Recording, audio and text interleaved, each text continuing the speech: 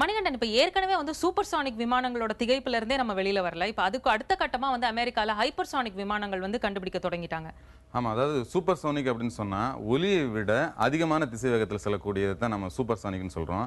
Hypersonic அப்படின்னு சொன்னா ஒலியை விட பல மடங்கு வேகத்தில் செல்லக்கூடியது அந்த ஹைப்பர்சோனிக்னு சொல்லுவாங்க. பொதுவாக இந்த விமானங்களுடைய திசை வேகத்தை அளக்கிறது வந்து மேக் அப்படின்னு சொல்லுவாங்க. அதாவது ஒலியினுடைய திசை வேகத்திலே கிட்டத்தட்ட செல்ற மாதிரி இருந்துச்சுன்னா மேக் 1 அப்படிங்கிற மாதிரி சொல்லலாம். அதில் இப்போ பார்த்தீங்கன்னா மேக் 1, மேக் 2 எல்லாம் கடந்து மேக் 6 அளவுக்கு வேகத்தில் செல்லக்கூடிய விமானங்களை தயாரிக்கிறதுக்கான பணிகள் நடந்துட்டு இருக்கு. ஏற்கனவே பார்த்தீங்கன்னா இதுவரைக்கும் உலகத்திலேயே மிக வேகமாக செல்லக்கூடிய விமானம் அப்படின்னு சொன்னால் SR-71 அப்படின்னு சொல்லக்கூடிய அமெரிக்காவோட விமானம். இப்போ அமெரிக்கா SR-72 அப்படிங்கிற ஒரு விமானத்தை தயாரிக்கும் முயற்சியில் இறங்கியுள்ளது. முதல் ஆகாய விமானம் உருவாக்கப்பட்டு 100 ஆண்டுகளுக்கும் மேலாகிவிட்டது. இந்த காலகட்டத்தில் தொழில்நுட்ப ரீதியிலும் வடிவமைப்பிலும் விமானங்கள் பல்வேறு மாற்றங்களுக்கு உட்பட்டிருக்கின்றன. பயணிகள் போக்குவரத்து, சரக்கு போக்குவரத்து, பாதுகாப்பு துறை போன்றவற்றில் விமானங்கள் தவிர்க்க முடியாதவையாக மாறிவிட்டன.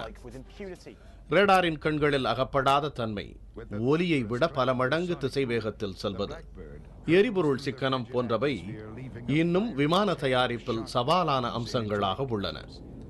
இவற்றில் வேகம்தான் மிக முக்கியமானது.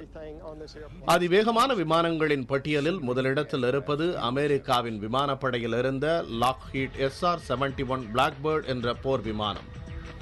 1964 ஆண்டு முதல் 1998 ஆண்டு வரை விமானப்படையில் பணியாற்றிய இவ்வகை விமானங்கள் மேக் 3 என்று கூறப்படும் ஒலியை விட 3 மடங்கு வேகத்தில் செல்லக்கூடியவை. மனிதர்களை சுமந்து கொண்டு மணிக்கு 3530 கிலோமீட்டர் வேகத்தில் பறந்த சாதனையையும் SR-71 விமானம் படைத்துள்ளது. இவ்வகையில் தயாரிக்கப்பட்ட 32 விமானங்களில் 12 விமானங்கள் விபத்தில் சிக்கி அழிந்தன. ஆனால் ஒன்று கூட எதிரியின் தாக்குதலில் சிக்கவில்லை. இதுதான் SR-71 விமானங்களின் சிறப்பு. இவற்றின் ஓய்வுக்கு பிறகு அதிவேகமான விமானங்களை தயாரிக்கும் பல முயற்சிகள் முன்னெடுக்கப்பட்டன. அவற்றுள் ஒன்று போயிங் நிறுவனத்தின் X-51A வேவ் ரைடர் என்ற ஸ்கிராம்ஜெட் விமானம். சில மாதங்களுக்கு முன்பு இந்த விமானம் வெற்றிகரமாக சோதிக்கப்பட்டது. சோதனையின் போது B-52 ஸ்ட்ராட்டோஃபோர்ட்ரஸ் விமானத்தில் பொருத்தப்பட்டிருந்த X-51A விமானம் சுமார் 50,000 அடி உயரத்தில் தனியாக பிரிந்து மேக் 5.1 வேகத்தில் பயணித்து சாதனை புரிந்தது.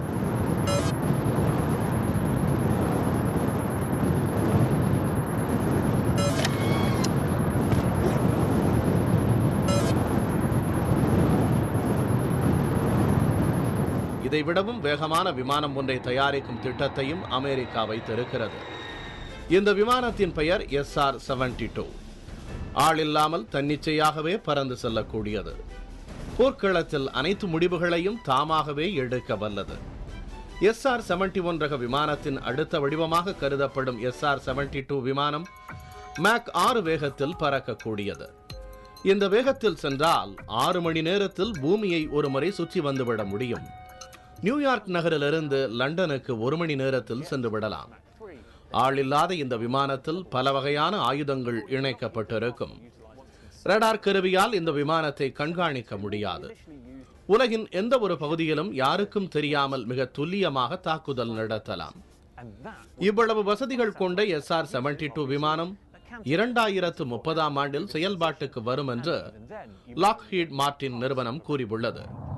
அப்படி நடக்கும் பட்சத்தில் ஹைப்பர்சானிக் என்று கூறப்படும் ஒலியை விட பல மடங்கு வேகத்தில் செல்லும் முதல் விமானம் இதுவாகத்தான் இருக்கும்.